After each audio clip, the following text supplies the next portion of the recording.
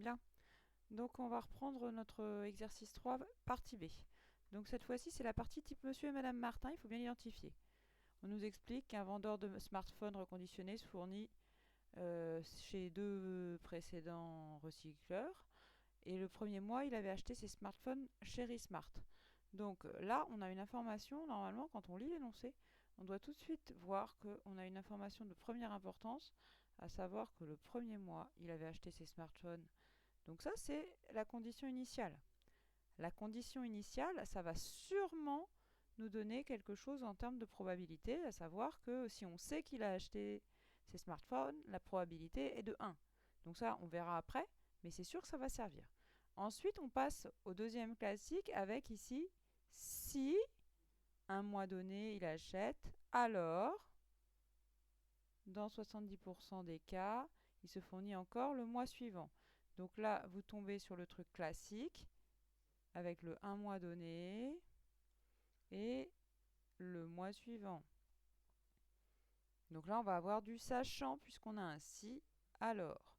Donc tout ça, c'est des petites choses qui doivent sauter aux yeux. Et on a une deuxième phrase. En général, on a toujours au moins deux des phrases de ce type. Et là, le alors, il est ici. Il n'est pas mis, mais si il change pour. Donc il est là, le alors. Et il y a un mot ici qui est important, hop, qui est de façon équiprobable. Qu'est-ce que ça veut dire de façon équiprobable? Ça veut dire même probabilité pour les deux possibilités. Donc là, on a un événement BN, c'est il se fournit le mois numéro N. Donc le N qui est ici, c'est le N qui est ici, c'est le numéro du mois. Donc il ne s'agira pas de mettre des N1 et des N2, il s'agira de remplacer N par 1, donc ça donnera B1, N par 2, ça donnera B2, et ainsi de suite. Donc là, N dans N étoile, puisque c'est N étoile, ça veut dire que la plus petite valeur de N, c'est 1. Donc le premier qu'on a, c'est B1. Donc B1, c'est, il se fournit chez Resmart le mois numéro 1. Et le mois numéro 1, tiens donc, on a une phrase ici, il avait acheté ses smartphones chez Resmart. Donc ça, B1, c'est toujours vrai, c'est l'événement certain. Donc ça, rien qu'en lisant l'énoncé, on le voit. Et tiens, en utilisant l'énoncé donné B1, quelle est la différence entre ce petit B1 et ce grand B1? La réponse, elle est marquée là. Le petit B1, c'est la valeur de la probabilité de l'événement B1. Donc petit B1 vaut 1. On attend la phrase d'explication. Puisque on sait que alors B1, ça sera égal à 1. Et ensuite, calculer B2. Donc calculer, ça veut dire qu'il y a un calcul à faire. Donc qu'est-ce qu'il faut faire comme calcul? B2, c'est le mois après B1. B2, c'est la probabilité de l'événement B2, c'est-à-dire la probabilité qu'il se fournisse encore chez le même fournisseur le mois numéro 2. B2, c'est la probabilité de B2. Donc là, c'est pas celui-là, c'est le petit b justement. C'est la proba de grand B2. Et donc la proba de grand B2, en général, ça serait une proba totale. Simplement ici, en fait, B1, on sait que le premier mois, il a acheté chez Resmart. Donc, comme on sait, là, il n'y a pas de si. Le premier mois, il a acheté. Donc, dans ce cas, il y a 70% des cas où il va encore être chez lui. Donc, si on veut donner une explication, on va dire que c'est la probabilité de B1 inter B2, si vous le souhaitez. Puisque la probabilité de B... Et donc, c'est la probabilité de B1. Si vous voulez vraiment écrire un calcul, mais le calculer est un peu abusif. La probabilité de B1, c'est 1. La probabilité de B2, sachant B1, c'est 70%. Donc ça fait 0,7. Donc ça, c'est pour B1. Ensuite, il faut bien comprendre, on nous demande le grand classique. On nous demande de, ici, montrer une égalité. Et en fait, moi, pour vous aider, je vous ai mis ça. Mais ça, c'est une question aide qui ne figurerait pas au concours. Donc, ça serait à vous d'y penser. On veut exprimer une probabilité pour Bn plus 1 en utilisant la probabilité pour Bn. Il ne s'agit pas d'essayer de triturer ça, il s'agit de le démontrer. Et pour le démontrer, on va écrire ce qui se passe. C'est-à-dire qu'on a le mois n et qu'on a le mois suivant qui est n plus 1.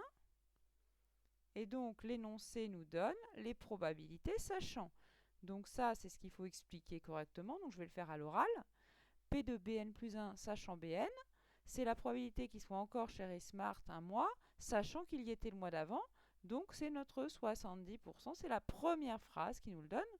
Donc ça fait 0,7 à écrire correctement. P de machin égale. Et ici, on va le mettre. P sachant Bn de Bn plus 1. Et il faudrait le faire sur notre feuille, ça serait plus facile pour nous. Ça fait 0,7. D'où on déduit très facilement qu'ici, il y a 0,3 en cas de besoin. Et l'autre, Bn plus 1, sachant Bn bar, quel est le truc qui le donne? À un moment donné, s'il a acheté chez le deuxième, donc Bn bar, il change ou il reste de façon équiprobable. Donc ça veut dire quoi cette phrase? Ça veut dire une chance sur deux, donc ça veut dire un demi, c'est-à-dire 0,5. Donc ici, il faudrait éventuellement mettre pareil, hein, la notation, donc 0,5, 0,5. Pour compléter l'arbre, la question c'est qu'est-ce qu'on met ici? Alors j'en connais qui vont mettre 1 et 0. Alors 1 et 0, c'est pas pour le mois n, c'est pour le mois 1. Là, on est au mois n. Donc, puisqu'on est au mois n, on ne connaît pas la valeur. En revanche, on sait qu'ici, c'est P de Bn et que P de Bn, ça vaut petit bn. Donc, on ne peut rien mettre d'autre. Et ici, le total doit faire 1, donc c'est 1 moins petit bn. Et pour démontrer ça, normalement, donc ça, c'est Bn plus 1. Bn plus 1, on annote son sujet toujours. On annote toujours son sujet. Ça, c'est P de Bn plus 1. Et P de Bn plus 1, si vous avez pensé à faire votre arbre, c'est comme toujours, il faut prendre le Bn plus 1 ici, le Bn plus 1 ici. Au bout ici, on a P de Bn inter Bn plus 1. Ici, on a P de Bn bar inter Bn plus 1. Et donc, quand on veut P de Bn plus 1, on sait que dans cette colonne, on va ajouter. Donc, ça nous rappelle ce qu'on a appris et ce qu'on est capable ensuite de rédiger, P de n plus 1. Et ici, on sait qu'on fera plus, et ça s'appelle la formule des probabilités totales. On sait très bien que pour utiliser la formule des probabilités totales, on va mentionner, pour commencer, le système complet d'événements qui est toujours là. Donc c'est parti pour la rédaction. On a tout fait sur sa feuille. Il n'y a plus qu'à, comme on dit. Donc qu'est-ce qu'on va écrire? On va écrire notre grand classique. Donc Bn bar, j'écris pas tout entier, hein, forme un système complet d'événements. Attention, vous n'écrivez pas en abrégé sur une copie. D'après la formule des probabilités totales. Donc là encore, je n'écrirai pas tout là. Tac, tac, tac, je l'ai dit à l'oral. P de Bn plus 1 et on écrit sa formule des probabilités totales correctement, sans erreur, à savoir l'intersection des événements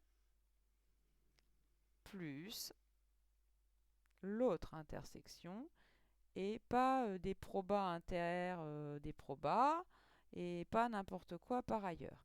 Et en dessous, on la réécrit avec les sachants.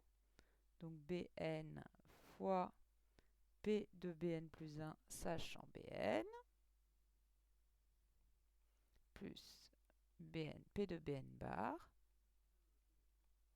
fois P de Bn plus 1 sachant Bn bar.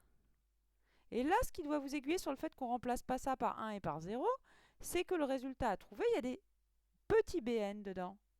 Et petit Bn, qu'est-ce que c'est? C'est exactement la proba de Bn. La probabilité sachant, on l'a écrite tout à l'heure, c'est le 0,7. P de Bn plus 1 bar, si on a bien fait notre travail, on a vu que c'était 1 moins Bn fois 0,5. Et là, on se rend compte qu'on a oublié notre parenthèse habituelle.